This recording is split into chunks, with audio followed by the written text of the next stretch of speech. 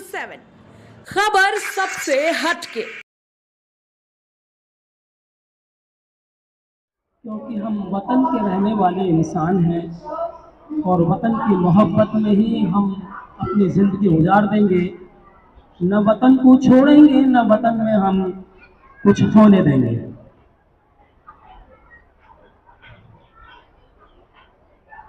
नफरत की दीवार गिरा कर छोड़ेंगे, नफरत की दीवार गिरा कर छोड़ेंगे, अमन वफा का दीप जला कर छोड़ेंगे। नफरत की दीवार गिरा कर छोड़ेंगे, अमन वफा का दीप जला कर छोड़ेंगे, अमन वफा का दीप जला कर छोड़ेंगे। हम भारतवासी एक ही थाली में खाएं, हम भारतवासी एक ही थाली में खाएं, हम ऐसा दस्तरखान बिछा कर छोड़ेंगे, हम ऐसा। हैदर उस्मान है प्यारे, अबू बकर उमर हैदर उस्मान है प्यारे, ये मेरे मोहम्मद का कमाया हुआ माल अच्छा है। और बात करता है तो फैले हैं हर सू खुशबू, बात करता है तो फैले हैं हर सू खुशबू, उनका लहजा है हंसी और मकाल अच्छा है। सब नबी अच्छे खलील अच्छा कलीम अच्छा है, सब नबी अच्छे खलील अच्छा कलीम अच्छा है, लेकिन उन सब से वो मक्के का यतीम अच्छा है। और वो भी अच्छे हैं जो अच्छों से रहे वाबस्ता, वो भी अच्छे हैं जो अच्छों से रहे वाबस्ता, उनके हुजरे में है जो भी मुकीम अच्छा। यूं ख्यालों में तेरा चाँद सफेद चमके, यूं ख्यालों में तेरा चाँद सफेद चमके, जिस तरह चांदनी रातों में समंदर चमके, और सारे आलम में कैसा भी हंसी गुजरा है, जिसको चादर में छुपा ले तो वो चादर चमके, जिसको चादर में छुपा ले तो वो चादर चमके। और आपका नाम मोहम्मद बिस्म आज़म है। ये किसके सह पे देते हैं?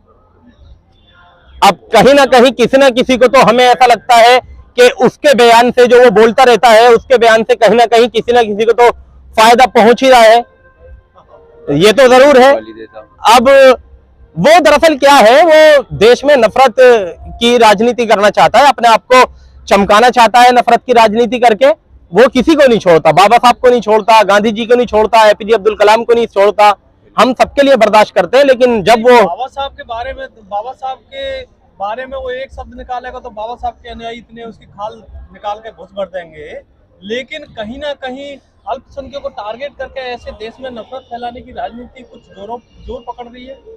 आपकी इस बात से मैं सहमत नहीं हूं कि बाबा साहब के अनुयायी उसकी खाल में घुस भर देंगे, क्योंकि बाबा साहब के अनुयायी भी कानून के दायरे में रहते हुए काम करने पर विश्वास रखते हैं। जैसे भारत का अब्दुल कानून के दायरे में रहते हुए अपनी आवाज उठाने पर विश्वास रखता है। नहीं, मेरा मतलब जो आप सोच रहे हैं, मैं वो हिंसा की बात नहीं कर रहा।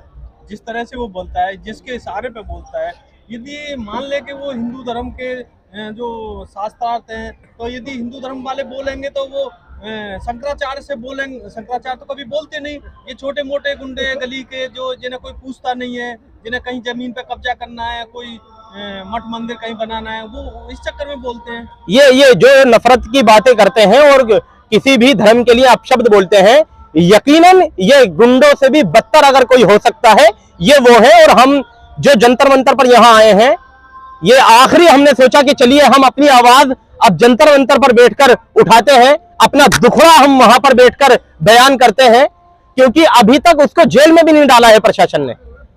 एफआईआर में नॉन बेलेबल सेक्शन है। हमारी बात भी हुई थी प्रशासन से, हमने कहा था ये बेलेबल सेक्शन है, नॉन बेलेबल सेक्शन हो, इस पे यूएपीए के तहत मुकदमा होना चाहिए, जेल जाना चाहिए। ये भारत की छवि पूरी दुनिया में खराब कर रहा है, हम ऐसा नहीं होने देंगे। अभी एक मिथुन चक्रवर्ती हीरो था, उसने एक बयान दिया था, तो अरब कंट्री से प्रतिक्रिया आ गई। तो मैं ये जानना चाह रहा हूँ, जैसे नबी के बारे में कोई अपशब्द बोलता है तो पूरे वर्ल्ड से प्रतिक्रिया आती है, लेकिन यहाँ अल्पसंख्यकों को टारगेट किया जाता है तो मैं समझ रहा हूँ लगभग मतलब बहुत ही कम प्रतिक्रिया आती है। जैसे अभी मिथुन चक्रवर्ती के बयान पे आई है, उन्होंने अच्छी तरह से वीडियो बनाया, उनके ऑफिस में जो हिंदू लोग काम करते थे उनका भी पक्ष रखा। तो पूरे दुनिया से यदि प्रतिक्रिया आए तो मुझे लग रहा है कि अल्पसंख्यकों को यहाँ टारगेट ना किया जाएगा। ये हमारा आंतरिक मामला है, हम किसी बाहरी व्यक्ति से ये नहीं चाहेंगे वो आए और आकर हमारी मदद करे या हमारे लिए आवाज उठाए। भारत के अब्दुल में इतनी कुव्वत है और भारत के संविधान ने ये भारतवासी को, हर व्यक्ति को ये ताकत दी है कि अगर उसके हकों का हनन हो रहा है या उसके खिलाफ कोई काम हो रहा है या उस पर जुल्म हो रहा है तो वो आवाज उठाए कानून के दायरे में, और वो अपने ऊपर हो रहे जुल्म के खिलाफ आवाज उठाए, बोले। और ये भारत का संविधान, ये हमारा आंतरिक मामला है, हम नहीं चाहेंगे कोई भारत का, हम क्या कमजोर है भारत के लोग जो हम बाहर वाले से मदद लेंगे किसी से? आंतरिक मामले के ऊपर ये बताइए, जब उत्तर प्रदेश में नोट छपते वो आंतरिक मामला कैसे था, वहाँ पे क्यों नहीं उजागर किया उन्होंने? पहले ही प्रशासन के आने से पहले उनको अब्दुल देते वहाँ पे, उन्होंने उजागर नहीं किया, फिर वो उस टाइम अब्दुल क्यों सोता रहा? मस्जिद में नोट किस तरह के? जो जाली करेंसी पाई, वो मेरी नॉलेज में नहीं है सर।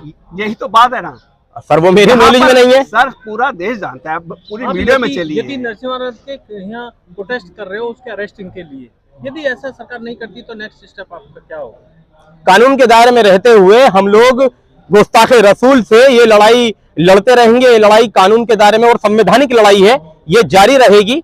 अगला कदम हम न्यायालय का भी दरवाजा खटखटाएंगे, हालांकि हमने एक न्यायालय में परिवाद दाखिल भी किया है, उस पर देखते हैं क्या होता है। क्यों ना आप एक ऐसी पहल करें कुछ संगठनों को लेकर जहाँ प्यार से बैठ करके समाधान किया है, न्यायालय की जगह खाना पीना, एक दूसरे को मजा मिलना, जैसे होली दिवाली होता है, ईद पे होता है, मजहबों पे होता है, क्यों ना ऐसा समागम को स्टार्ट किया जाए? सर देखिए, हम लोग ईद मिलन समारोह का प्रोग्राम करते हैं, रमजान में मस्जिद परिचय का प्रोग्राम करते हैं, हिंदू मुस्लिम सिख ईसाई, यहीं पे वो संगठनों पर आप कॉल करते और मिल करके अगर एक प्रोग्राम होता तो मैं समझता हूँ कि सारे संगठन एक होकर दिखाई देते, ये अलग मैसेज जाता सरकार को भी। इस पर देखेंगे सर, विचार चल रहा है, इस पर देखते हैं क्या होता है। एक मेट्रोपॉलिटन सिटी है जो दिल्ली, मुंबई, कोलकाता जो भी है, जिनमें मेन स्ट्रीम मीडिया बैठा है, वो नफरत फैला रहा है। लेकिन हम पत्रकार हैं, जमीन पर जाते हैं, गांव में, देहात में, कहीं भी, तो ऐसा जमीन पे नहीं दिखता। तो और उनके कहने पर, भड़काने पर भड़कते भी लोग। तो आप व्यूअर्स को क्या मैसेज देना चाहेंगे कि ये जो छोटे मोटे गुंडे, गली के गुंडे जो देते हैं, इस तरह से भड़काने की बात कहते हैं, तो क्या मैसेज देना चाहेंगे? मैं सिर्फ ये कहना चाहता हूँ पूरे भारत के लोगों से, देखिए हमारा जो ये देश है, ये बड़े खूबसूरती के साथ एक दूसरे के साथ, हिंदू मुसलमान सिख ईसाई जितने भी धर्म के लोग रहते हैं, एक दूसरे के साथ रहते हैं। जो लोग आप लोगों के बीच आकर, कोई भी हो, वो किसी भी जाति, किसी भी मजहब का हो, अगर नफरत की बात करे तो आप लोग उसके मुंह पर उसको चुप करने का काम करें, वहां से भगाने का काम करें। और आप लोग संविधान के दायरे में रहते हुए उसे बताएं कि अगर हमारा देश तरक्की करेगा तो वो तभी कर सकता है जब देशवासी सब लोग एक साथ मिलजुल कर रहेंगे। जो लोग नफरत की बात कर रहे हैं, मैं दावे से लिख कर दे सकता हूं, लिखवा ले, जो मैं चैलेंज कर रहा हूं। आप नफरत की बात कर रहे हैं, अगर आप अपने मकसद में कामयाब हो जाते हैं, या मैं पूरे भारतवासियों से ये कहना चाहता हूं जो नफरत की बात करते हैं, अगर वो अपने नापाक इरादों में कामयाब हो जाते हैं, मैं दावे के साथ ये कह रहा हूं, हमारा देश तरक्की नहीं कर पाएगा। तरक्की जब ही करेगा। अब एक ये आपकी चॉइस है, आप देश को तरक्की की तरफ ले जाना चाहते हैं या देश को आप उन लोगों के हाथ में सौंपना चाहते हैं जो आप लोगों के बच्चों के जहन में नफरत, हिंसा और खून खराबा भरना चाहता है। सर आपने आपके लिए क्यों यूज किया, हम भी तो हो सकते हैं उसमें, आप भी तो हो सकते हैं, तो आप दूसरों के लिए क्यों? सर मैं आप वही बात है सर, वही बात है। आप टारगेट कर देना एक आदमी को। जी मेमोरेंडम किस किस को दे? हमने यहाँ गृह मंत्रालय के लिए मेमोरेंडम लिखा है। ठीक है, थैंक यू। भारत माता की जय, भारत माता की जय, भारत माता की जय। हमारी मांगे पूरी हो, हमारी मांगे चाहे जो मजबूरी हो, हमारी मांगे पूरी हो, चाहे जो मजबूरी हो, हमारी मांगे पूरी हो।